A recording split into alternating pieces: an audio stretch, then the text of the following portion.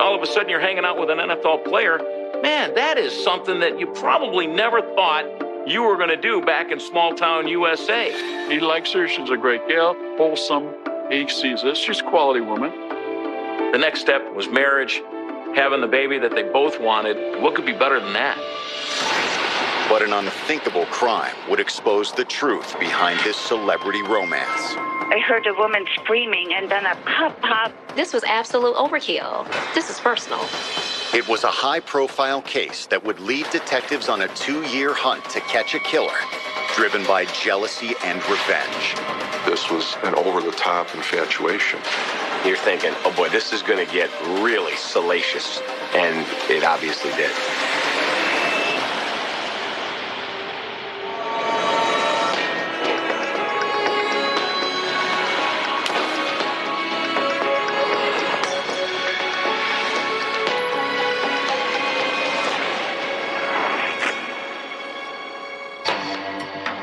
October 4th, 2007.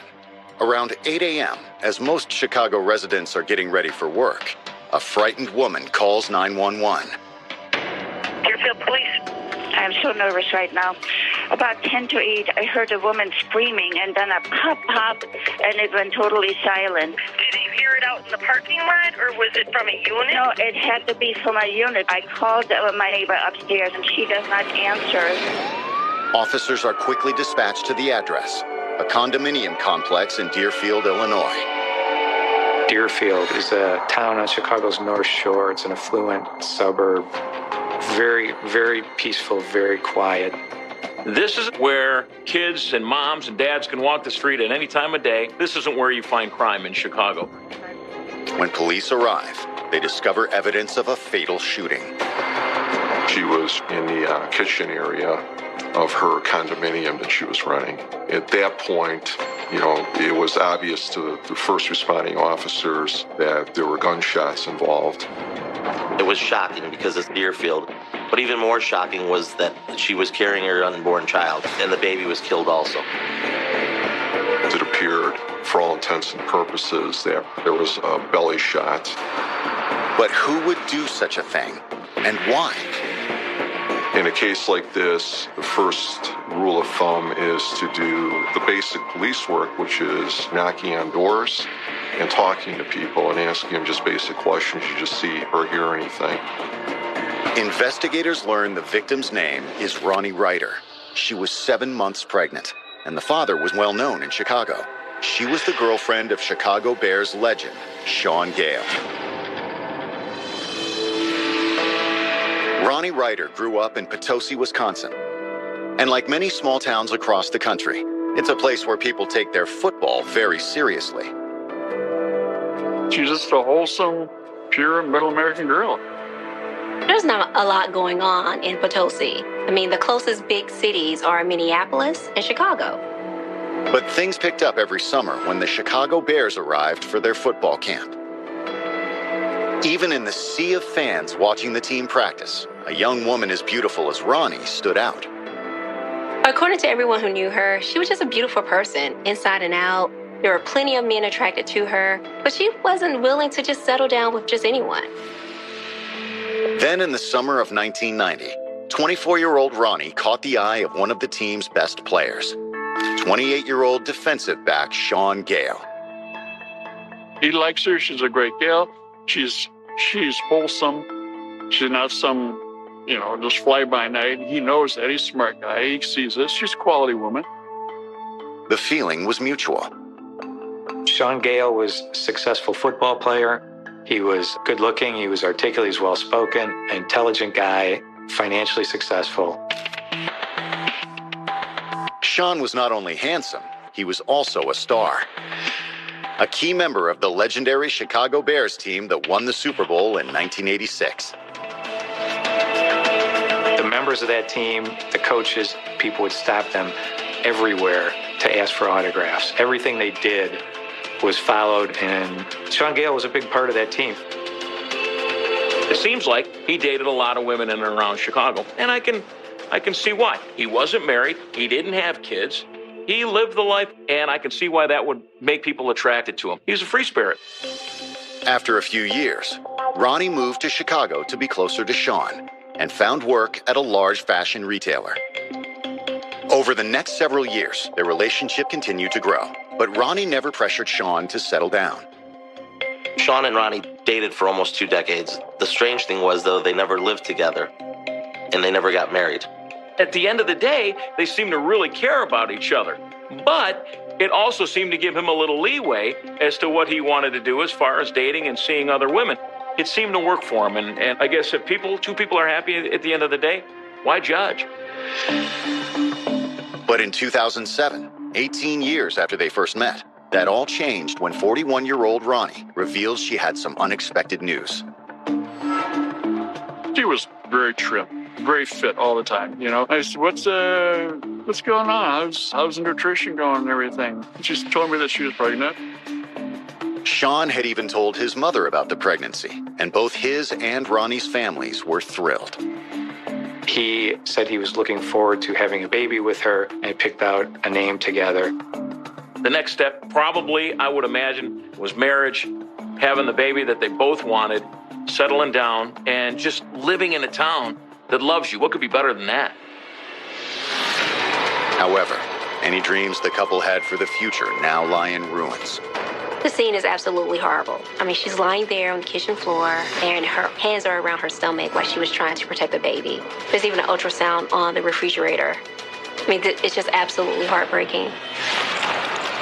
Coming up, detectives learn more about the murder weapon.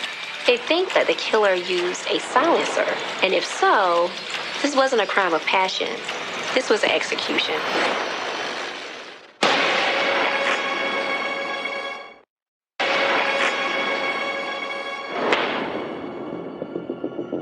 Chicago police have just discovered 42-year-old expectant mother Ronnie Ryder lying dead in her Deerfield condominium.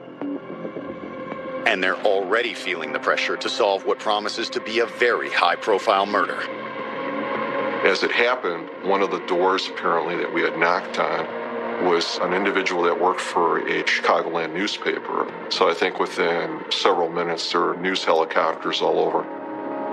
We hear Sean Gale's name involved in this whole thing. Oh man, it became a big story. Inside Ronnie's home, investigators are collecting evidence to try and determine what happened. There weren't any signs of forced entry or theft, so the investigators realized that either she opened the door for the killer or the killer had a key. The location of the bullet wounds suggests that whoever shot Ronnie wanted to make sure they killed both the mother and child. There was a belly shot as well as, a number of other shots. The killer fired over 7 rounds. I mean, this was absolute overkill. So it became relatively apparent that this was personal. There is no physical evidence. There is no DNA. There are no fingerprints. And the evidence they are able to recover only raises more questions. There were spent shell casings, which are consistent with a semi-automatic weapon being discharged, but then there were also bullets that had not been fired. So that was one of those things that we had to figure out, was it a malfunctioning weapon? So that in itself was strange. Police determined that the shell casings belonged to a 9mm handgun, which would have been much louder than the popping sound the 911 caller described. The type of noise she heard, they weren't outright gunshots, but she described something that was similar to it in a muffled sense. They think that it was possible that the killer used a silencer. And if so, this wasn't a crime of passion. This was an execution. Detectives canvassed the building, hoping to find an eyewitness. While no one saw the shooting, one of Ronnie's neighbors says they caught a glimpse of someone fleeing after the gunfire. A person running on foot right around the same time that this would have occurred, dressed all in black. They described an afro-like haircut, and it was, they said, a dark-skinned male. The neighbor tells police the man drove away in a black sedan, and there is one man in Ronnie's life who fits the description. People didn't want to believe that Sean had anything to do with it. He was a member of the 86 Bears, and everybody loved him. Maybe you don't want to be tied down. Maybe you don't want to be responsible for a kid. Did she do this to entrap you? Did she do this to keep you around? Is this the way she was going to get you to finally give her the ring? Without a doubt. I've got to look at him. I think you'd be crazy not to. Detective suspicions only deepen when police find evidence that Ronnie and Sean's relationship was under a lot of stress. They find Ronnie's purse, and inside was a letter accusing Sean of being a womanizer. There was a list of females that apparently had some kind of a relationship with Sean Gale. And I don't know the exact verbiage in the letter, but generally it was like, do you know that he's having relationships with these women? The letter she received indicates that Sean was having affairs with as many as 18 different women. Is it possible Ronnie confronted Sean, causing him to snap? Everything pointed to Sean Gale, and I think since we were post-OJ, everybody's like, okay, well, here you go. We have another NFL player who's just kind of lost his mind. He's gone off the rails. But before police can bring Sean in for questioning, he calls them. This is Commander Kilhouse. Can I help you?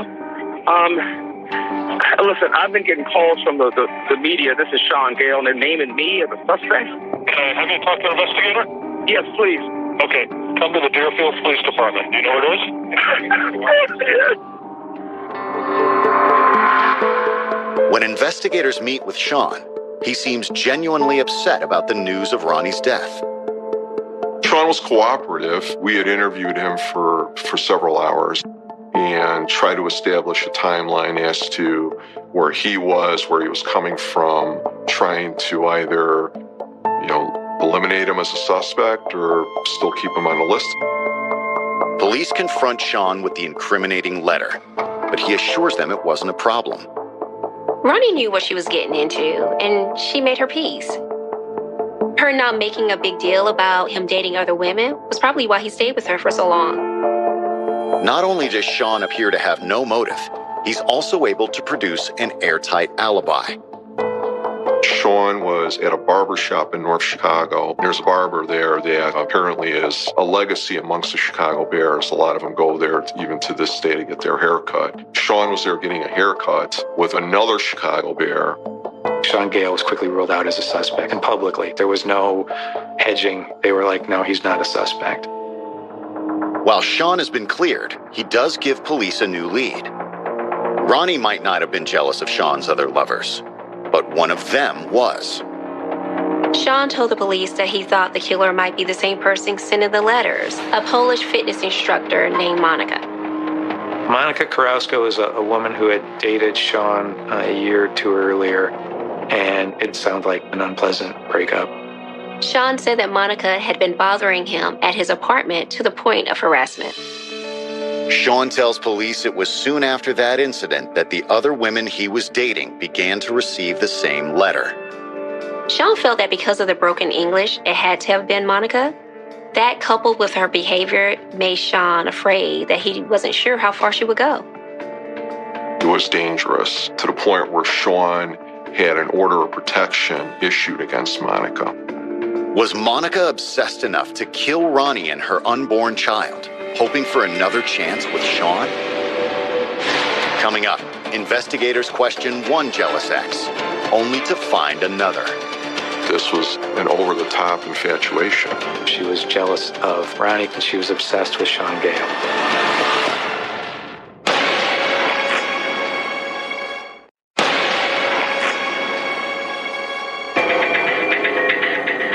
Investigators in Deerfield, Illinois have determined that Chicago sports hero Sean Gale wasn't the one who murdered his longtime girlfriend, Ronnie Ryder. Sean had broken things off with a woman named Monica who had begun stalking him, and he told police that she started sending letters to a lot of the women in his life, including the letter found in Ronnie's purse. Although Monica doesn't match the description given by Ronnie's neighbor, detectives know that doesn't mean she wasn't involved. They had a vague eyewitness description by someone who said they saw somebody running through the parking lot about the time of the shooting. The neighbors said they saw a dark-skinned man, so clearly it wasn't Monica, but they couldn't get a good look, so it could have been anyone. When police bring Monica in for questioning, she denies writing the letters. Monica at the time was a private fitness instructor, and she was conducting a private class, and she had a rock-solid alibi. The police confirmed that she was not a suspect within a couple days. With no further leads, detectives turned to the letter found in Ronnie's purse, hoping it might shed some light on potential suspects. The letter had a hard copy of all the emails that Sean had been sending to the other women. And whoever sent the letter somehow had the information, the phone numbers, and the addresses for the other women. The one connection is, where would somebody be able to obtain all these names and addresses? And really, the one place would be Sean's computer. When detectives ask Sean if any of the other women in his life had access to his files, he says yes. 40-year-old fitness model and real estate agent, Marnie Yang. Marnie was not just someone he had been spending time with. She was also his business partner. So she was in his office regularly. She had been married and been divorced for a while. She had 3 kids with her former husband when she met Sean Gale.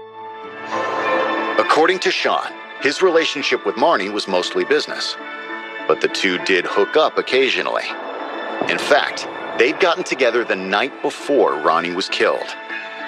Sean might have had a cold or a sick or something to that effect, and she had brought him some chicken soup, and, they had consensual sex.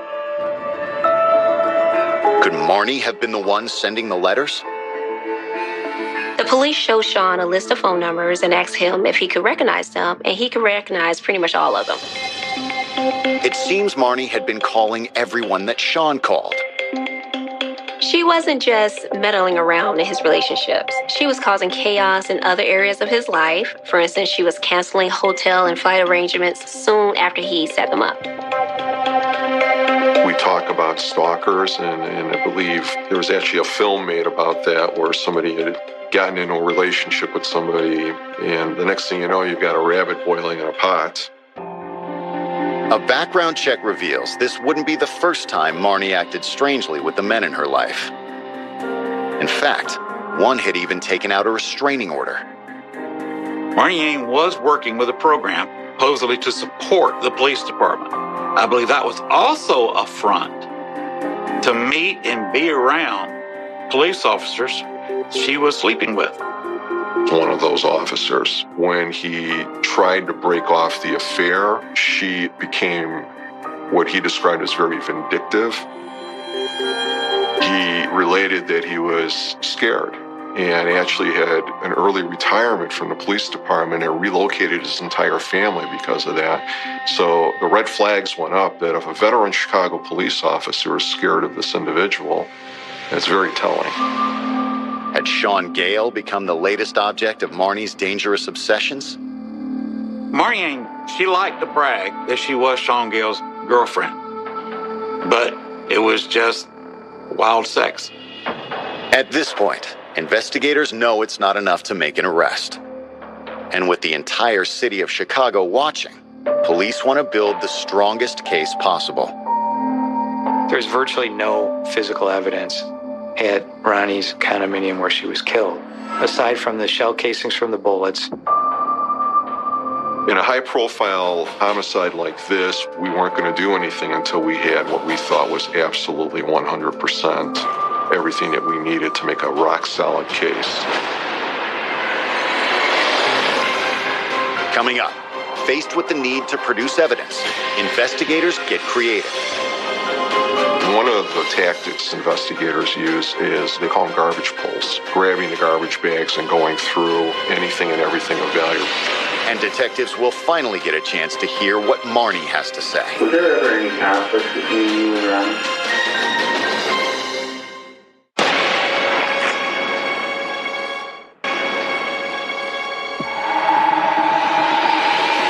Two suspects have already been cleared in the murder of 42-year-old Ronnie Ryder. Now, detectives are looking into a third, another one of Sean Gale's many love interests. 40-year-old realtor Marnie Yang. It appeared that she had been stalking Sean and interfering in his life. And according to the police, this is something she had a history of doing with her past boyfriends. So far, detectives don't have any solid evidence linking Marnie to the crime, but Sean offers to help them find some.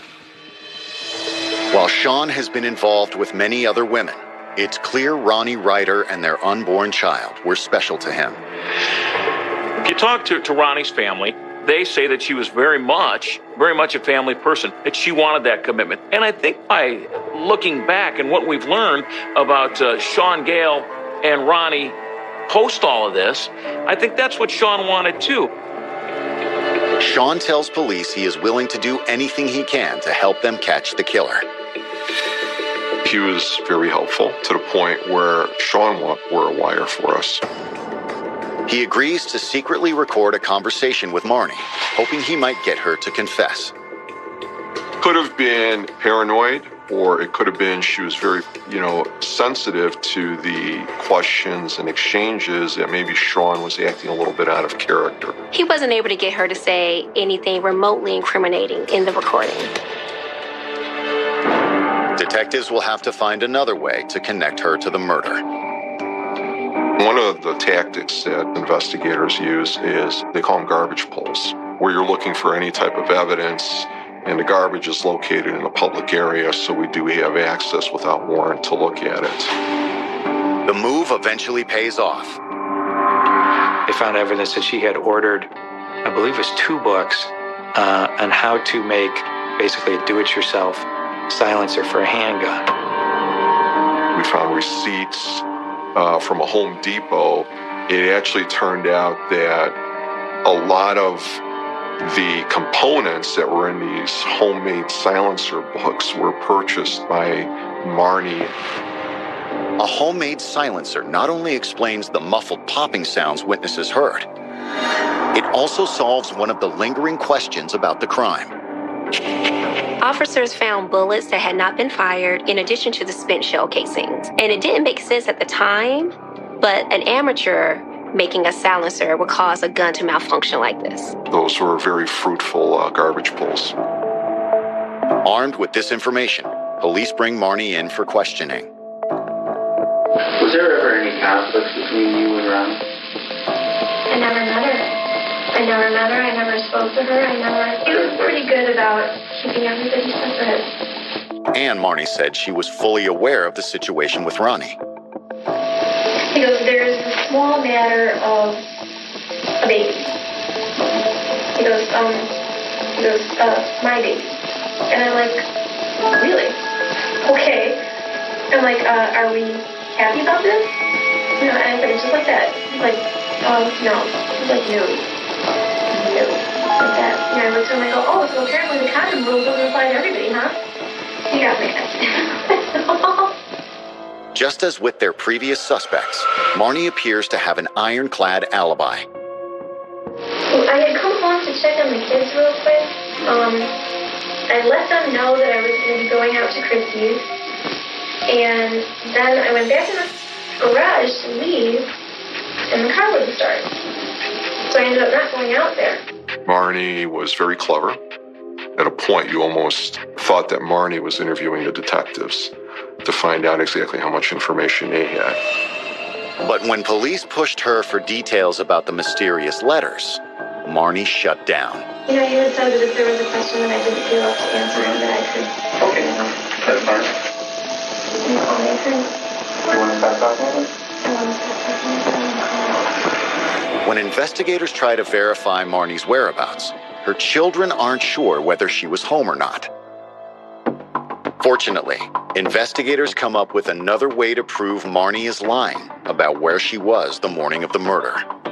A lot of investigations are very chronological, very thorough, involve evidence, forensics, interviews, but a lot of it is luck. And in this case, we had an investigator on the task force who happened to go to a rent-a-car class that they threw to provide law enforcement with the ability to run names and variables in their database. They found that she had rented a Volkswagen the day before Ronnie was killed. In a lot of cases, murder cases, drug cases, the primary method of transportation is a rent-a-car. It's the perfect car because you rent it, you bring it back, and what's the first thing that they do? They clean it. By the time you discover that even that car was utilized, that car could be in a different state, could have been sold, could have changed hands 100 times. The rental car fits the description of the black sedan seen leaving Ronnie's building. It had been returned only a few hours after the shooting. But that's not all detectives find. The police traced the contact number listed on the rental car receipt to a disposable phone purchased by Marnie Yang from a big box retailer a week earlier. That phone had made at least one phone call near Deerfield the day of the murder. All of this information, the rental car, the burner phone, was really compelling. But it was circumstantial, and prosecutors want an airtight case. They want a confession. Coming up, to catch their killer, police enlist the aid of her closest friend. The mistake that most murderers make is either involving another individual or telling somebody about what they did.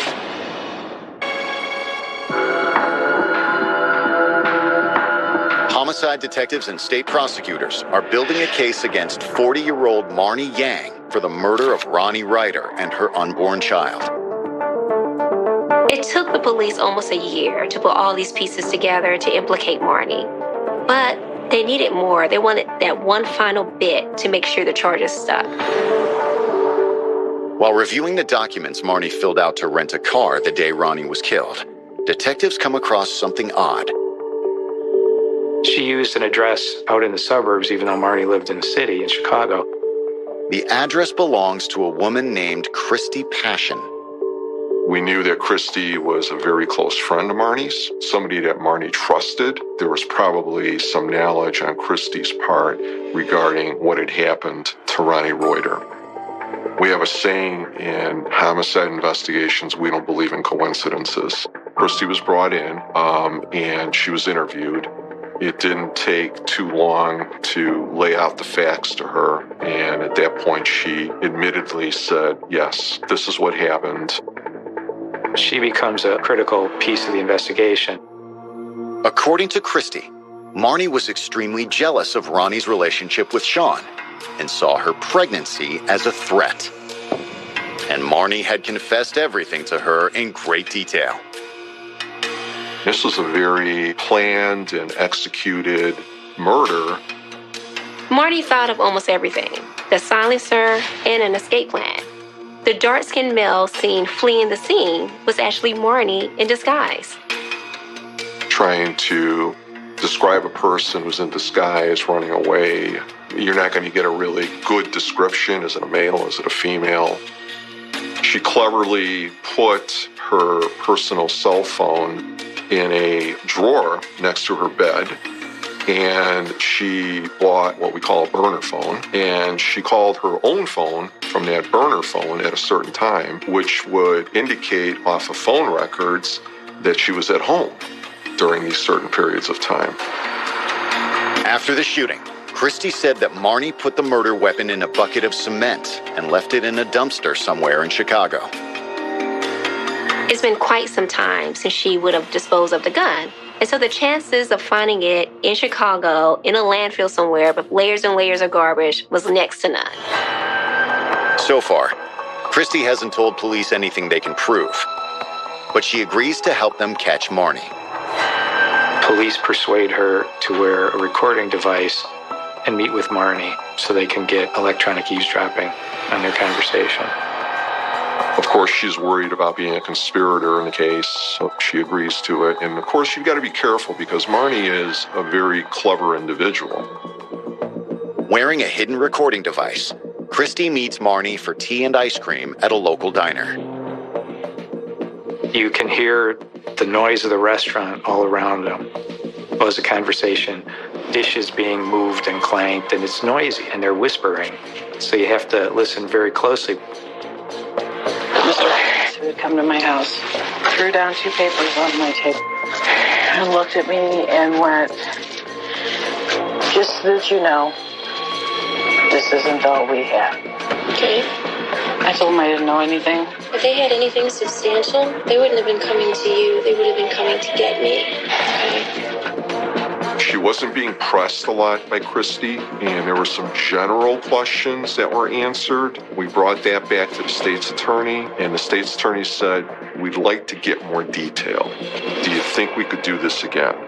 This time, Christy gets Marnie to talk about the murder. And once she starts, she doesn't stop.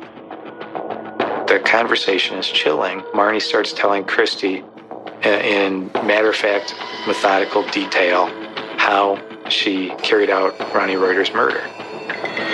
She opened up the door, and all she saw was a dark-skinned person with sunglasses holding a gun like this. And she started screaming. And I just let her in. And I just started emptying. That second interview was absolutely astonishing because not only did she go over what she did in great detail, she actually described the shooting, how she shot, she aimed for the stomach. I took maybe 1 or 2 steps into the kitchen to finish the job. I took one last shot and I struck. Her leg was sticking out until all right. I had to kick it in the side. I had gloves on, closed the door behind me.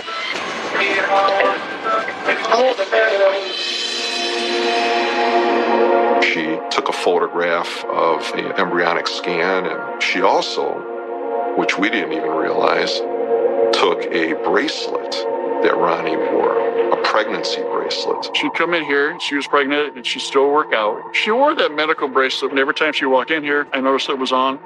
With Christy's help, police are able to recover the bracelet. Marnie described having Christy drive around and burying that bracelet in rolling meadows. Finding that bracelet was an extraordinary piece of evidence. On March 4th, 2009, police finally arrest Marnie Yang. Detectives arrived at her home early in the morning and waited for her to go to her vehicle. As soon as she went to her car, several detectives took her into custody. Because of the shots deliberately aimed at Ronnie's pregnant belly, Marnie is charged with 2 counts of first-degree murder.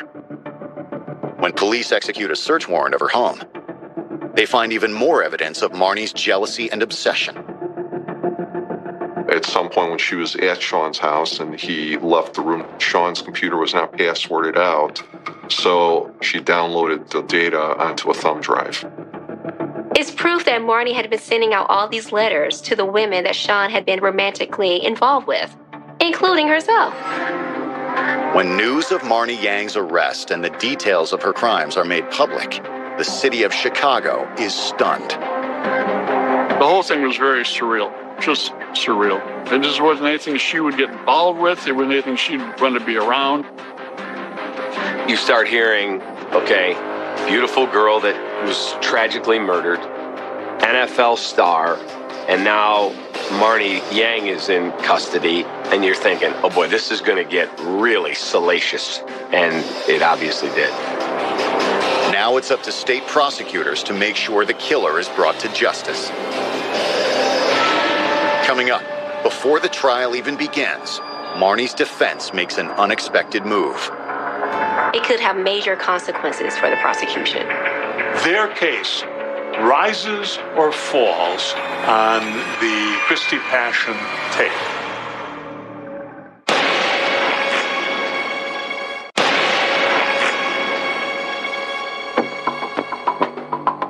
Investigators have spent nearly 2 years building a case against Marnie Yang for the murder of 42-year-old Ronnie Reuter. Police believe Marnie murdered her pregnant rival in a jealous rage. And taped conversations with her closest friend prove it. When she opened up the door, that's when I brought up the gun. And I just let her in. We had over 200 pieces of circumstantial evidence. This was probably one of the most rock-solid cases that I've ever been involved in. But before the trial begins, the defense motions to have the tapes thrown out on a technicality. This is why you hire a defense attorney. It's a minor, petty, jurisdictional argument, but if successful, it can have major consequences for the prosecution. There is no physical evidence. There are no eyewitnesses. Their case rises or falls on the Christy Passion tape. Unfortunately for Marnie, the judge doesn't rule in her favor. The tapes will be allowed as evidence. On March 1st, 2011, the trial begins. Prosecutors portray Marnie Yang as a woman driven by obsession, willing to do anything to keep Sean Gale for herself. The two tape conversations with Christy in the restaurant were just convincing. You heard those and you realized that Marnie was in serious trouble because it was extremely detailed. Christy Passion had taken the stand, and she indicated that Marty had confessed to her that she wanted to kill Ronnie because she was jealous. Ronnie was having Sean's child, and that made her special in a way that none of the other women were. The defense argues that police singled out Marnie from the beginning, with no evidence to back up their assumptions, ignoring the 18 or 19 other women Sean was sleeping with. If much of that case is fabricated or colored to convict, and it's never tested, you'll end up with a result of a false conviction. The prosecutors and the police need to be told not to do that. But prosecutors insist that of all the women Sean had been involved with, only Marnie was jealous enough to commit such an unthinkable crime. We interviewed every female that we had obtained information about that had an ongoing relationship or even a past relationship with Sean. We interviewed every single one of them. Marnie's defense attorney at one point said when Marnie and Christy got together to talk, it was a festival of liars. And he said flat out that you couldn't believe much of what either of them said. It was just two women talking in a restaurant, telling wild stories. The question is, would the jury see it that way? I couldn't see any way that this was going to be anything but a guilty finding. On April 15th, after only 4 hours of deliberation, the jury returns its verdict. They find Marnie guilty on both counts of first-degree murder. She convicted herself by her own admission, her bragging to her friend who was wearing a wire, and gave instances and facts that only the killer would know. There's no doubt in my mind that the jury got the verdict right. 3.5 years after Ronnie's murder, Marnie is sentenced to the maximum penalty allowed, life in prison without the possibility of parole. For Ronnie's family, it is a cold comfort. There was a sense of relief, but there was also, you could feel the anger that why was this necessary? You know, why did we lose not only a daughter, but people tend to forget a grandchild. You just cold-blooded and wiped out two human beings, you know, for no other reason than jealousy. As far as I'm concerned, she should have been executed. I think it has to affect a guy like Sean Gale immensely. How do you get over somebody you love being murdered at the hands of somebody you were involved with? There's a woman who's dead. There's a baby that's unborn. At the end of the day, I just think it's really sad.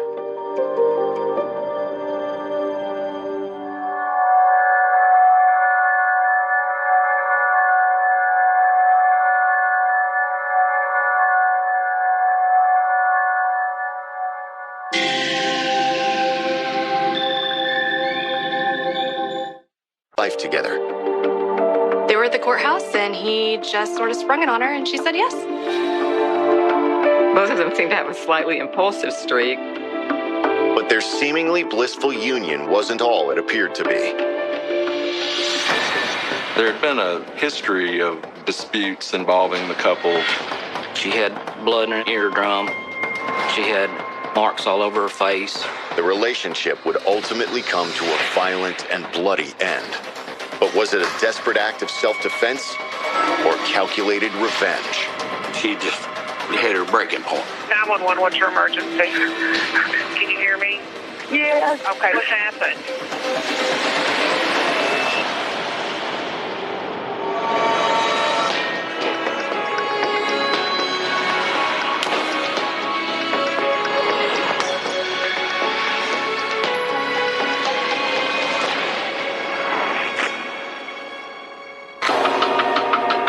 It's just after noon on March 21st, 2010, when police in Hardin County, Tennessee receive an unusual 911 call.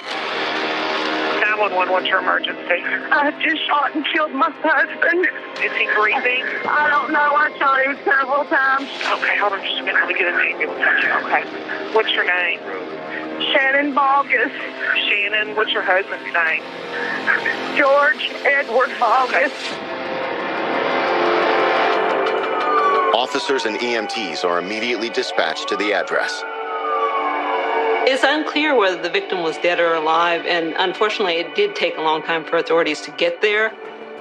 The Bogus family lived on Lonesome Pine Road, which is just about the most rural part of Hardin County. So the Hardin County Sheriff's Department is the only agency that would respond to that, and they would be at least 15 minutes away. In the meantime, police are just trying to get an idea of exactly what it is they're walking into here. Shannon, can you hear me? Yes. Okay, what happened? I was tired of being beat. Okay, did you shoot him with a pistol or a shotgun or a rifle or what? I shot him with a pistol. Okay, you don't have it in your hand now, do you? Yes, I do. Okay, you need to put that down because the police are on the way out there.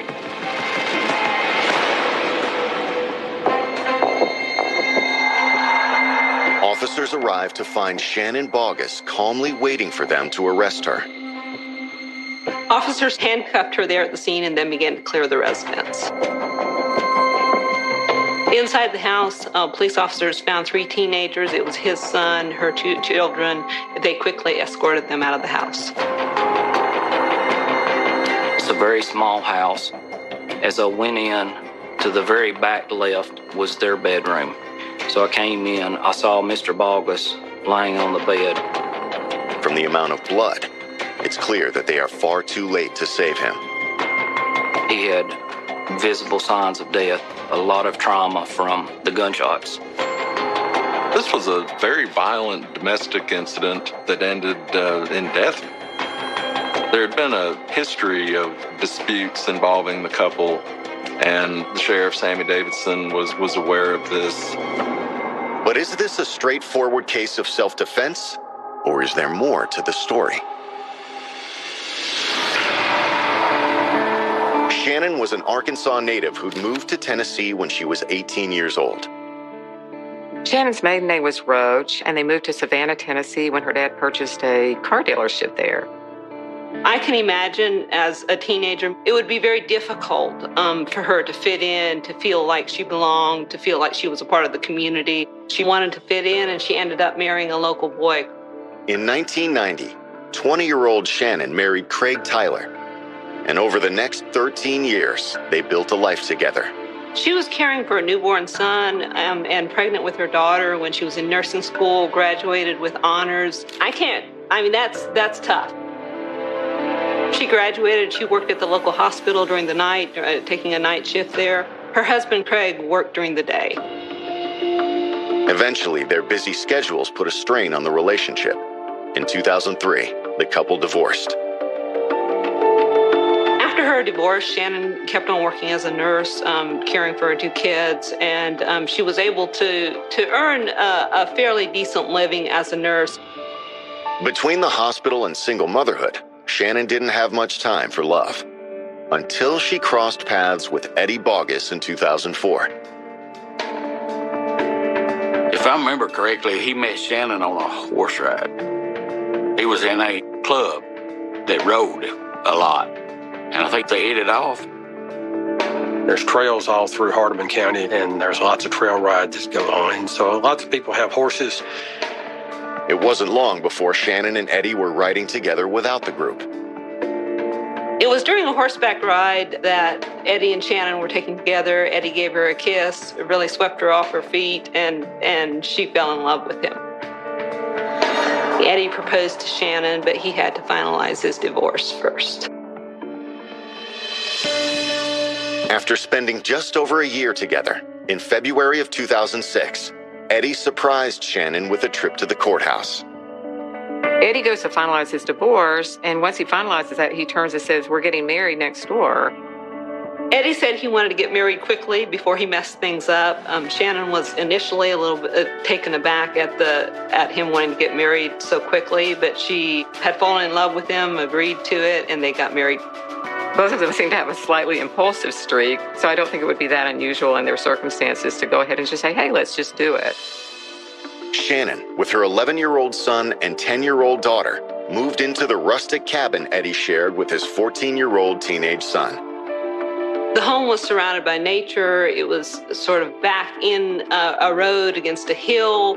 And for someone who loves rural areas, peace and quiet, it was a very, very peaceful, quiet area and was the perfect place for Shannon and Eddie. Shannon continued to work as a nurse while Eddie worked odd jobs and trained horses.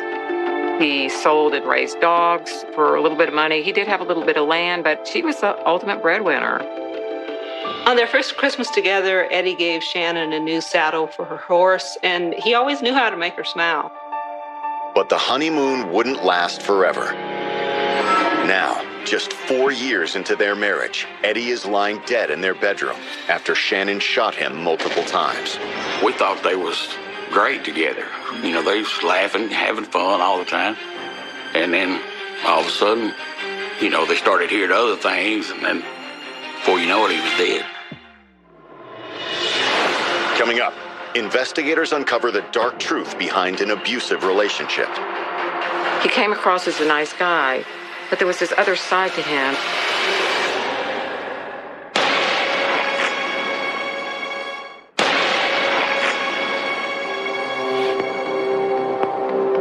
In Hardin County, Tennessee, police are investigating the shooting death of Eddie Bogus. His wife, Shannon, has already confessed to shooting him in self-defense. It's up to detectives to find out if she's telling the truth. Terry Dykus was the agent that was assigned to the case. Terry grew up there, worked in that area, and he went in and looked at it.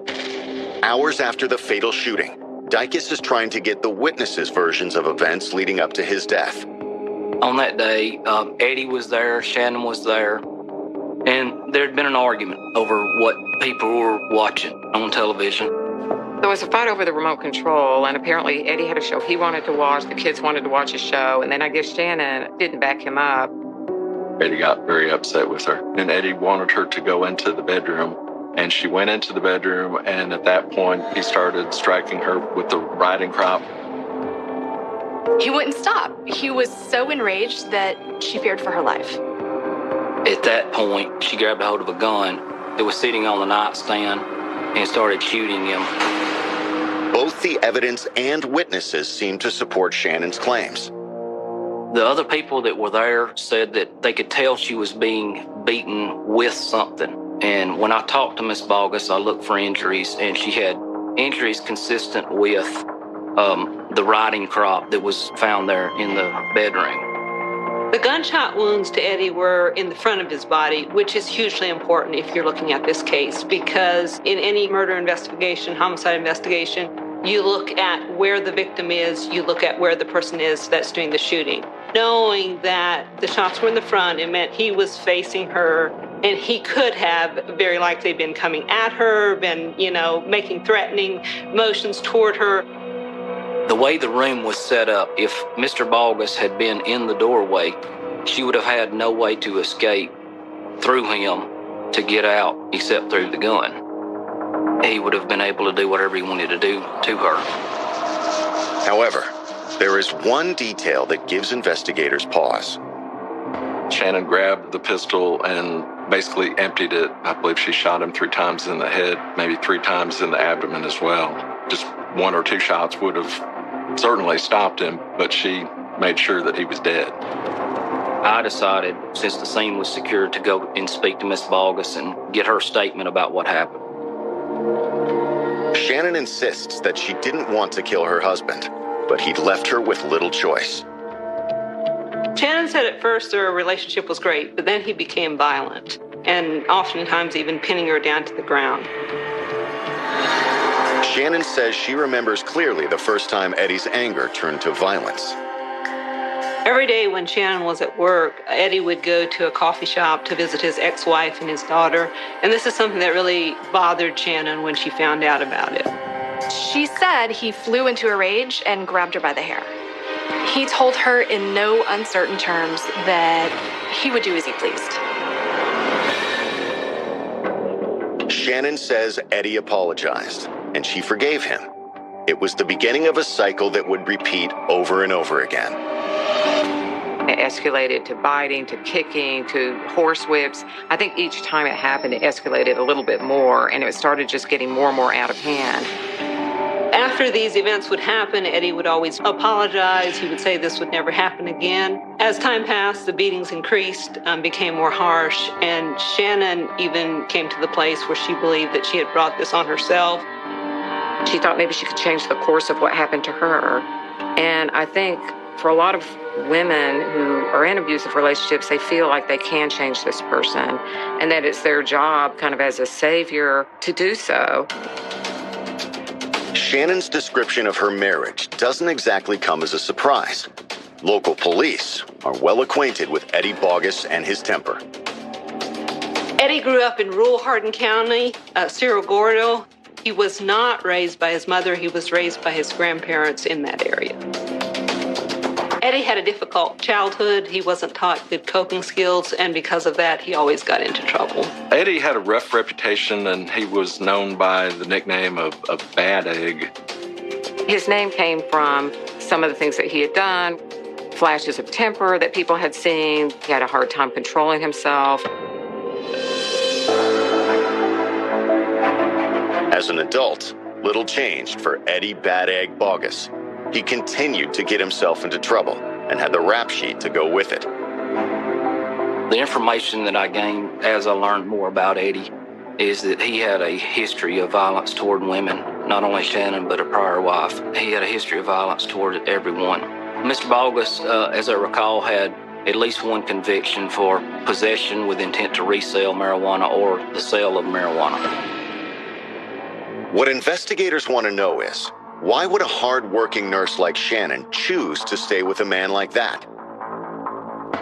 It's extremely complicated, extremely difficult. This was a case where you say, well, why didn't she just leave? She could have, made money and support herself. But she obviously loved him. It's very clear in her comments that she made after she shot him. And so it becomes difficult in an abusive relationship, especially if you're blaming yourself for that relationship. It's not easy just to walk away. Self-defense was a plausible reason for the shooting. But remember, we're talking about a woman who suffered years of abuse. So there could have been another motive here as well, which would be revenge.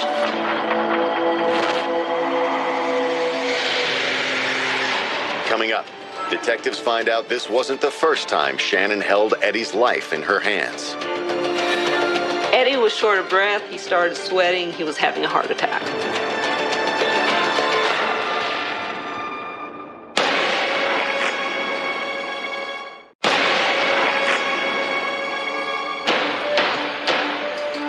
"39-year-old Shannon Bogus claims that she shot her husband Eddie after years of abuse. But investigators are questioning if killing him was really her only option. This was something that just didn't really make much sense to investigators. We have a woman here who is college educated, she has a job, she has plenty of friends, plenty of places she could go if she needed to. So why would she stick around? As a reporter over many years, I've seen many cases of alleged abuse where the woman says, I'm not going to leave, I'm just going to stay, and it happens again and again. There are some women who are abused say, I thought I could love the abuse out of this man.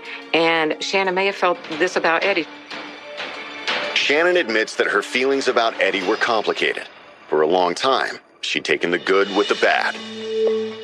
He was an old soul, a great guy. I mean, he would give you the shirt off his back if you needed it. People talked about that Eddie was a nice guy. He could be very charming. He liked to read. He was very interested in the Civil War. They really did love each other. She's a nurse, and that's a helping profession. There are women who have a savior complex, and they want to help. She may have felt, you know what? He's pulling at my heartstrings. He had a bad childhood, and I want to save this person. But while Shannon believed Eddie could change, she was concerned for the safety of their children. Shannon mentioned many times that one of the reasons she kept going back was because of the children. Eddie never laid a hand on Shannon's kids from a previous marriage, but he was very aggressive to his son. Normally, this would be a reason to leave, not a reason to stay. So they had to wonder if she had decided to get rid of him long before this fight in the bedroom. Despite investigators' suspicions, Shannon sticks by her story. She says that if she really wanted Eddie out of the picture, she had an opportunity over a year ago. In January 2009, Eddie flew into one of his rages and started beating Shannon. She thought she was in for the same thing again, but then he stopped. He was short of breath. He started sweating. He was complaining of stabbing pain in between his shoulder blades. Being a nurse, Shannon obviously recognized that he was having a heart attack. Instead of letting him die, Shannon gave Eddie an aspirin and rushed him to the hospital. Well, I mean, that was like before she killed him. You know, why'd she take care of him then? She could have just turned her back on him and let him go. But she stuck right by his side, took great care of him. From his hospital bed, Eddie told Shannon that his heart attack was karma and that he really wanted to change. You know, he had had the heart attack while he was beating her, and so this was something that I guess was a little bit of a wake-up call for him. But as soon as he recovered, the beatings only got worse. The sheriff's department had received several reports of abuse, and they were worried that it was escalating. There were several different occasions where she had visible signs of domestic assault. There was one incident where Shannon's father called the police. The cops came to her house and said, "We know what's going on. We're going to take him to jail." Local sheriff's deputies tried to get Shannon into a women's shelter, but she did not want to go. Ultimately, police convinced Shannon to leave the house, but it was only a temporary reprieve. Reluctantly, Shannon went along with police, and they started arranging to have her stay in a shelter for battered women. While they were working out the logistics of her transport, they provided Shannon with a hotel room for the night in Savannah, Tennessee. But by the next morning, she was gone. It turned out Shannon had received a call from Eddie's son, begging her to come back. He was crying. He told her he needed her. He told her he couldn't stand it at home without her. There was nothing that police could do. And this is, you know, it's true. They really, really couldn't intervene. Shannon was not willing to press charges. She was not willing to leave. And so they were powerless if she wouldn't testify against him to prove it that anything had happened. By 2010, 4 years into their marriage, the abuse had escalated out of control. And on the day of the shooting, Shannon says Eddie seemed to have finally snapped. He's hit her before, but not anything near to this extent. He was pounding her with his fists, and then after that, he decided to pick up a riding crop that was nearby and lay into her with that. I think she realized at some point Eddie was going to do her in. I think she really felt that that was the day that instead of just being beaten or hit, that he was going to kill her.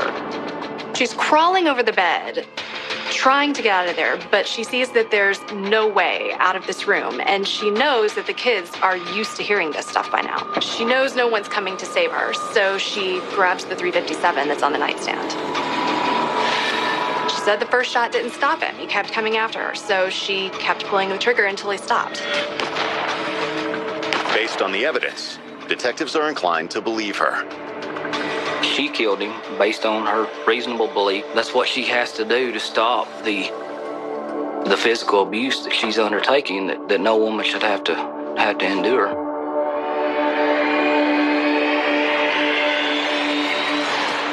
Coming up, Shannon starts a new life without her abusive husband. But not everyone believes she's the victim she claims to be. They always say there's two sides to every story.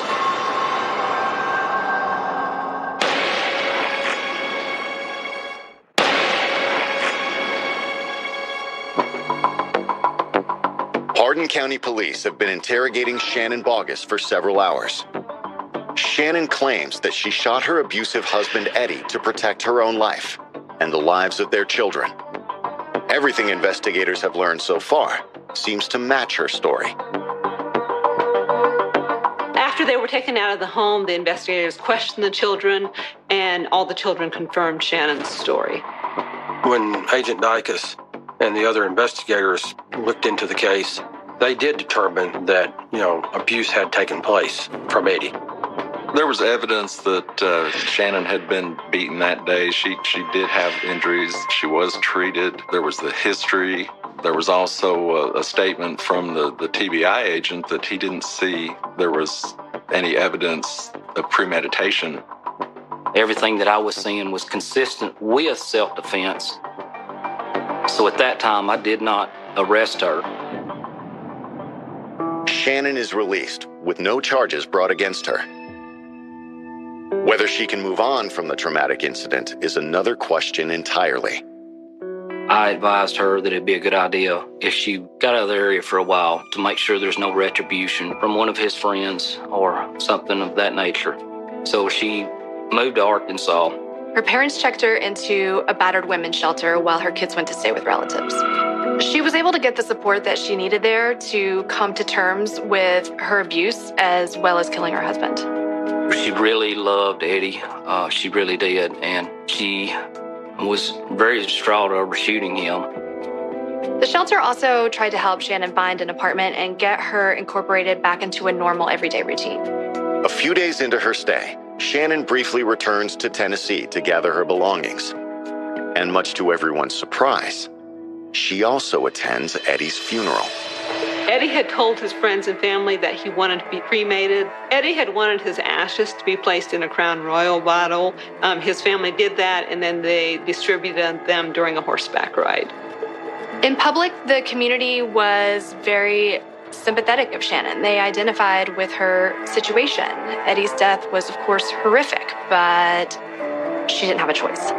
Most people in Hardin County seemed to believe that Eddie had it coming to him. There had been a history of abuse. This was not a one-time thing. But behind closed doors, Eddie's friends don't agree with the decision to let her go. No, I thought she would go to jail. Really. I didn't hear all the evidence, but the Eddie I knew wouldn't have done that. Nothing like she said. To Eddie's family and friends, his killing looked like a cold-blooded murder. They always say there's two sides to every story. His friends viewed it one way and hers viewed it the other. They aren't the only ones to take Eddie's side. We're the gatherers of the facts. The district attorney is the one that makes the decision whether the case moves forward, goes to a grand jury, or says there's no charges to be pending or brought against the person. In this case, the district attorney felt like that he wanted to go forward to the grand jury.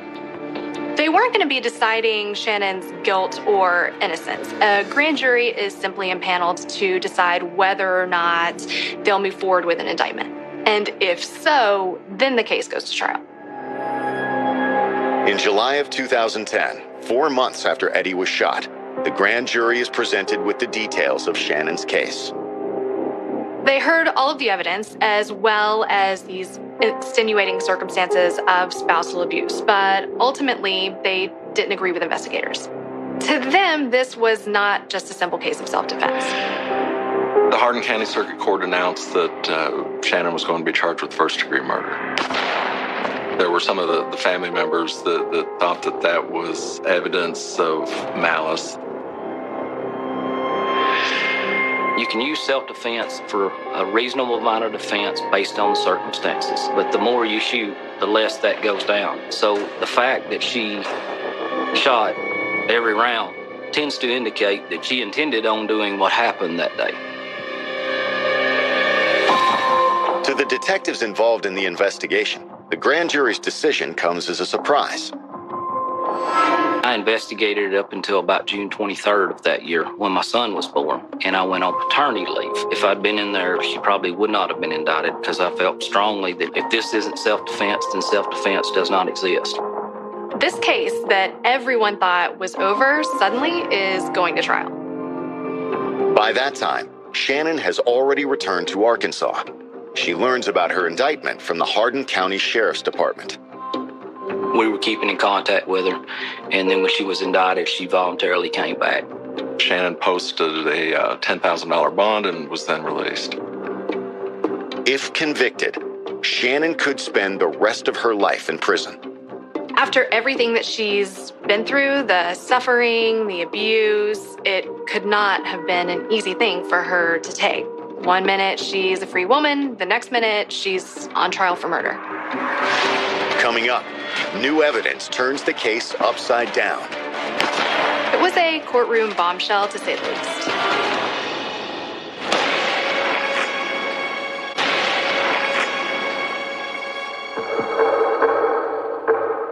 With her abusive husband out of the picture, it seemed Shannon Bogus's troubles were over in July of 2010.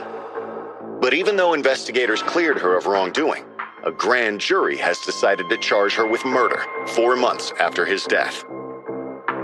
The indictment was a little unexpected. Up until this point, everything's been going in Shannon's favor. Police agreed that she was simply defending herself against a man who was abusing her. On January 31st, 2011, the trial gets underway. Shannon was being portrayed as a battered woman who had no choice but to kill her husband. We're in a situation where it's either her life or his. But prosecutors painted a very different picture for the jury. The prosecution also argued that Shannon had shot Eddie multiple times. And this is was probably the prosecution's best argument, because self-defense, you think, okay, you shoot once, you stop him from coming at you. Prosecutors don't question the fact that Shannon suffered years of abuse, or that she had reason to be afraid of Eddie. However, they don't believe it was the reason she chose that day to shoot him. The prosecution argued that Shannon had planned Eddie's death and that this was not a case of self-defense. 2 people came forward and gave information that she had tried to get them to kill Eddie. The 2 witnesses, Ashley and Nicholas, are close friends of the Boguses. They'd known Eddie for a long time, and the 4 of them got together a lot, so they were familiar with the problems in this relationship. They said in 2009, Shannon came to them with a proposition. Ashley and Nicholas testified that Shannon had tried to hire them to do away with her husband. According to the 2 would-be assassins, Shannon's true motive wasn't self-defense, but revenge. Ashley claimed that Shannon told her she was fed up with the abuse and fed up with being the only breadwinner. She wanted Eddie gone, but she also wanted him to pay a price for everything he'd done to her. Ashley's boyfriend, Nicholas, confirmed her story, and he testified that he had been present when Shannon talked about killing Eddie. Their testimony changes everything. If the allegations are true, it helps prove the shooting wasn't an act of self-defense, but a premeditated murder. It was a courtroom bombshell, to say the least. That was certainly something that I did not know. So it did lend credence to the fact that she could have been guilty of this. Up until that point, the jury was probably in Shannon's corner. It's easy to sympathize with a battered wife, but now she's starting to not look like the victim at all.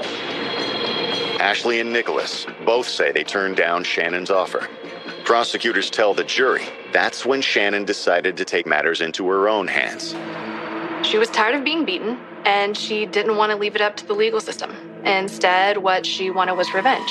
She wanted Eddie dead, and she disguised his murder as self-defense. She basically waited for an opportunity to present itself, and the next time Eddie started to beat her, she used it as an excuse to shoot him. This was about seeking retribution against a man who had caused her tremendous pain. Shannon's defense attorneys attempt to minimize the damage by discrediting the state's witnesses. For one thing, they both had criminal records, and it turned out Ashley was currently facing charges of her own. So possibly she just wanted to give prosecutors something that might get her a plea deal. I had a lot of problems with what they were saying. They should have came forward beforehand, and maybe we could have prevented it. There were also inconsistencies in the witnesses' stories. One of them claimed they were offered $5,000 to kill Eddie. The other claimed it was $10,000. What got me is they were real good friends with Eddie. Someone says, hey, I'll give you $10,000 to kill him, and they don't say a word until he's killed by her. That, to me, was a little suspicious. The money itself is also a question. Shannon was the only one working to support Eddie and her kids. So without some kind of insurance policy, where was the money coming from? I'm not sure how Shannon would have came up with $10,000 to pay these individuals because they lived a very humble life. Ashley and Nicholas admit they don't know how Shannon was going to pay them either. Under cross-examination, they both admitted that they weren't really sure if Shannon was serious about that or not. So the defense got them to say that she might have been joking about having Eddie murdered. She was at the end of her rope. She was looking for a way out. That doesn't mean she actually wanted them to do it. But prosecutors argue that it doesn't matter. The fact that Shannon had been thinking about killing Eddie for over a year was enough to show intent. It's definitely enough to put doubt in the jury's mind, and sometimes that's all it takes to get them thinking about the evidence in a different way. The question was, could Shannon's defense attorneys come back with a strong enough argument to keep her from going to prison for the rest of her life? Coming up, the defense produces a surprise witness of its own. She had marks all over her face. She had marks on her back.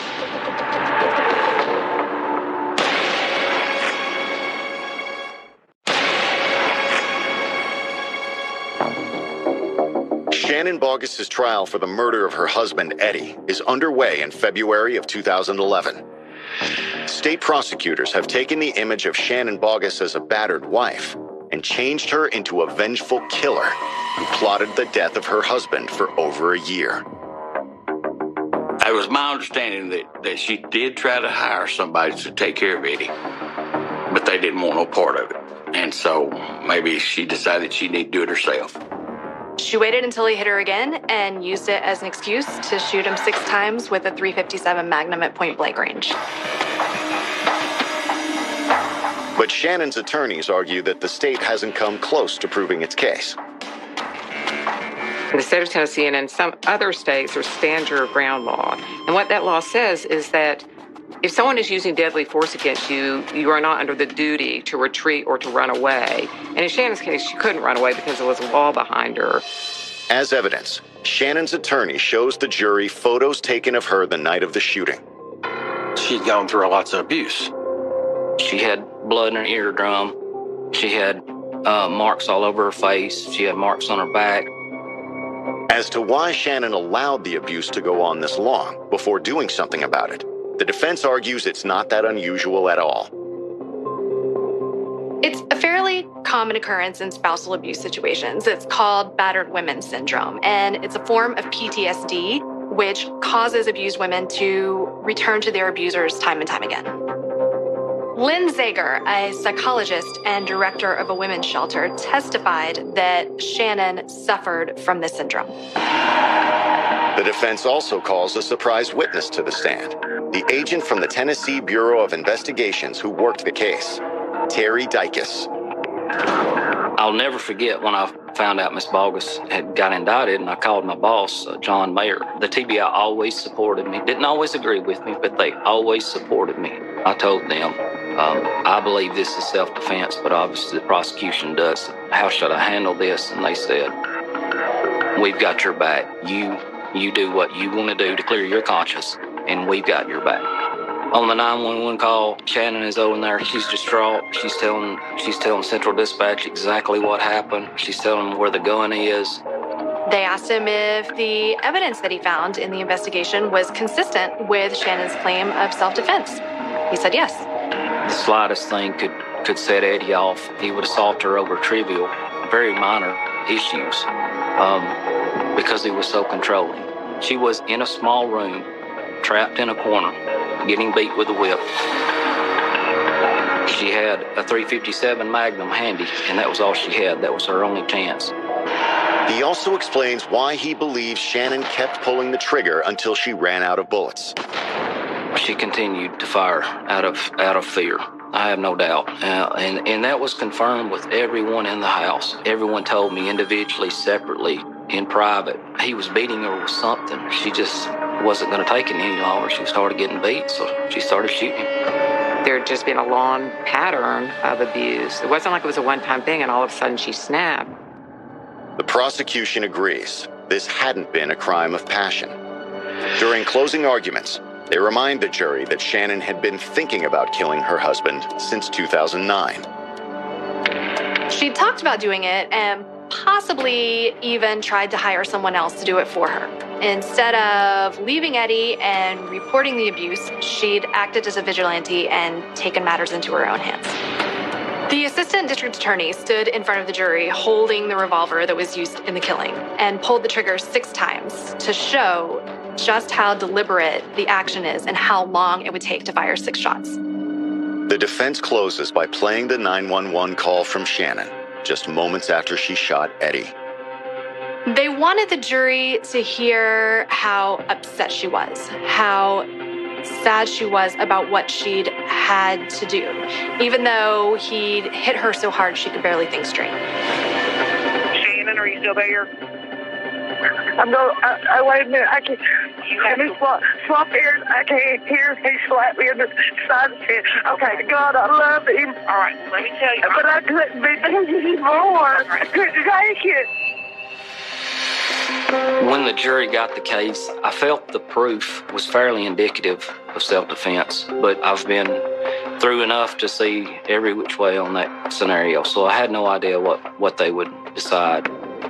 After deliberating for a little over an hour, the jury returned with their decision. In February of 2011, the jury came back with the not guilty verdict.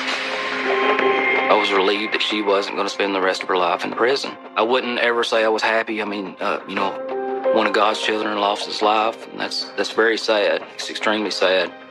But I was relieved that she didn't get punished for it. Eddie Boggus's friends and family may not have agreed, but in the end, justice had been served. Not only for Shannon, but for the wrongs her husband had inflicted on her and their children. Of course, Shannon was extremely emotional.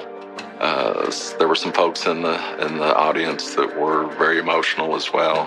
As she was leaving, I did ask her, how she felt, and she said, "I'm free. I won't have to be beaten anymore." Eddie said something interesting to Shannon once. He said, I learned early that I could control people with violence. And, does that mean control their love, control how they feel about him, control the fact that they can't abandon him? I mean, he always said he would track her down.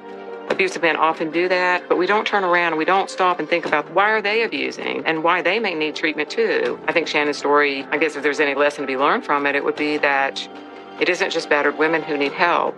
It's those men who abuse them, and I think we need to address that as a society.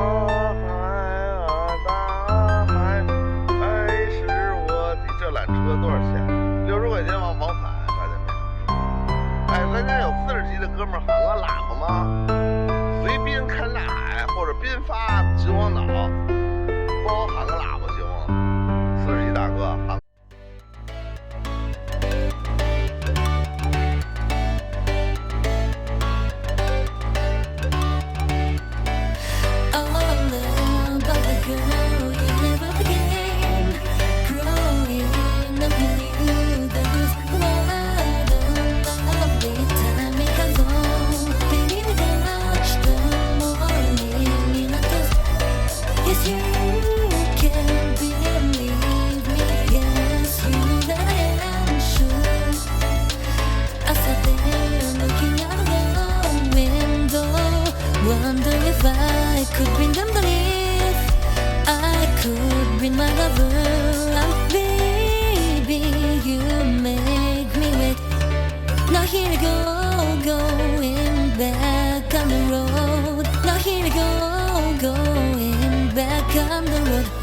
Now here I go, going back on the road. Now here I go, going back on the road. Welcome you back there again. Play the music back there again. I saw the looking out of the window. Wonder if I could bring them down. If I could bring my love now, baby, you make.